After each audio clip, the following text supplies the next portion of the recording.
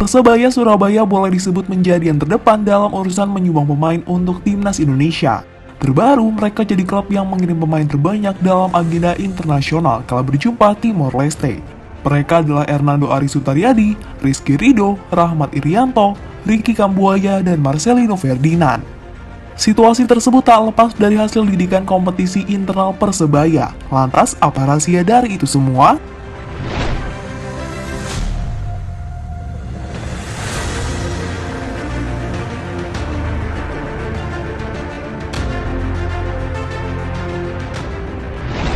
Persebaya boleh disebut sebagai salah satu klub legendaris yang dimiliki Indonesia sejak didirikan pada 18 Juni 1927. Tim berjuluk Bajul Ijo itu telah 6 kali menjuarai kompetisi perserikatan dan 2 kali di era Liga Indonesia. Oleh karena itu, nama Persebaya begitu disegani oleh publik sepak bola tanah air. Nah, selain itu, sejak era perserikatan hingga Liga Indonesia, Persebaya selalu memiliki pemain tersohor di tanah air. Sebut saja di antaranya Mustaqim, Yusuf Ekodono, Uston Nawawi, Mat Halil, Anang Ma'ruf, hingga Bejo Sugiantoro. Dan di era sekarang, Persebaya tetap konsisten untuk memberi kontribusi kepada timnas Indonesia dengan menjadi penyumbang pemain terbanyak.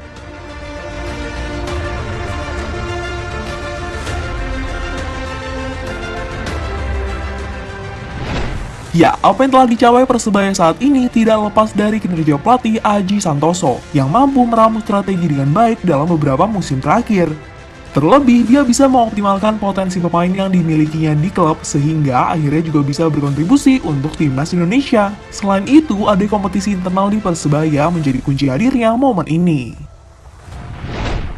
Ya, Persebaya sendiri dikenal sebagai tim yang mampu memproduksi pemain berbakat lewat kompetisi internal. Hasilnya, dari 29 pemain skuad Persebaya saat ini, 13 diantaranya merupakan jebolan kompetisi internal Persebaya. Yang paling fenomenal tentu nama Marcelino Ferdinand. Gelandang berusia 17 tahun itu tampil ciamik dan secara reguler masuk starting 11 di BRI Liga 1 2021-2022. Dan selain Marcelino, ada 12 pemain lainnya yakni Satria Tama, Andika Ramadhani, Rahmat Irianto, Rizky Ridho, Koko Ari Araya, Muhammad Syaifuddin, Diki Kurniawan, Rui Arianto, Fernando Pamungkas, Randy Irwan, Octavianus Fernando, dan Akbar Firmansyah.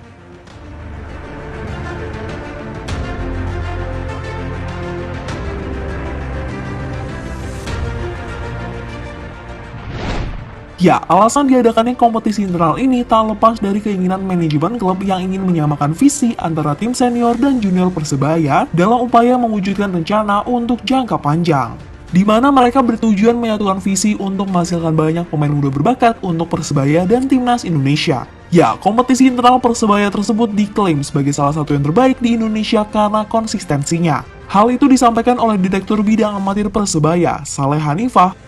Sejak awal bergulir sampai sekarang, kompetisi internal Persebaya tidak pernah berhenti berputar. Bahkan, ketika dualisme dan klub-klub dibekukan, kompetisi internal Persebaya tetap berjalan, tak pernah 1 tahun pun berhenti berputar. Karena kalau berhenti, yang dikorbankan adalah pemain. Tanpa kompetisi berarti tidak ada wadah untuk bertanding dan untuk apa berlatih, ujarnya seperti dilansir dari Jawa Post. Sementara itu, bidang pembinaan Persebaya, Hendrik Peter pun berpendapat senada. Menurutnya, kompetisi yang rutin adalah kekuatan kompetisi internal Persebaya. Kalau tidak rutin, agenda klub otomatis tidak berjalan dan pemain bagus bisa lari dari Surabaya. Tapi, kalaupun tidak diambil Persebaya, banyak pemain yang dipakai di klub lain, kata Hendrik seperti dilansir dari Jawa Post.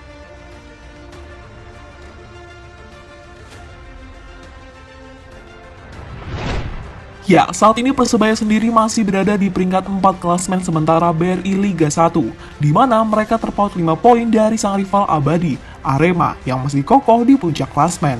Tentu musim ini Persebaya akan berjuang semaksimal mungkin untuk bisa mengakhiri puasa gelar Liga Indonesia yang terakhir kali mereka menangkan pada 2004 silam. Bukan tidak mungkin kan Persebaya bisa menjadi juara Liga musim ini dan mewakili Indonesia di kancah Asia. Apakah bisa? Pasti bisa. Salam satu nyali, Wani! Jadi itulah tadi pembahasan tentang rahasia kompetisi internal Persebaya yang melahirkan para bintang timnas Indonesia.